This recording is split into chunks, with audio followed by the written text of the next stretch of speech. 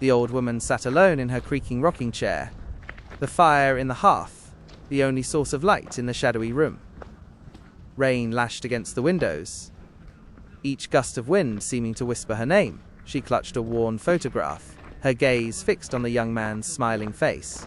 He had been gone for years, vanished without a trace on a stormy night just like this. Suddenly, a floorboard groaned upstairs. Her heart pounded. The house had been silent for so long. She gripped the arms of the rocker, her knuckles white. Another creak.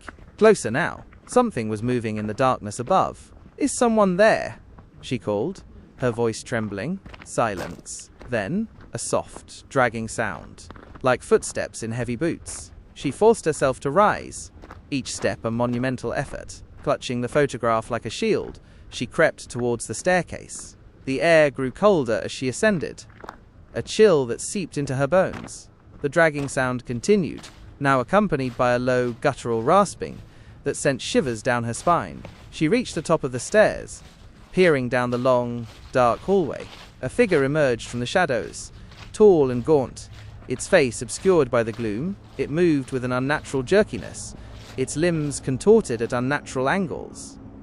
The rasping grew louder, a sound that seemed to claw at her sanity. The figure lurched closer, and the old woman screamed. She stumbled back, her foot catching on the edge of the stair.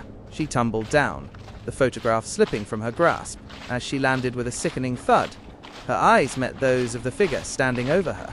In the flickering firelight, she saw his face. It was him, her grandson, but his eyes were vacant, his skin pale and rotting. He reached for her, his touch icy cold, and the rasping turned into a word, a single, horrifying word.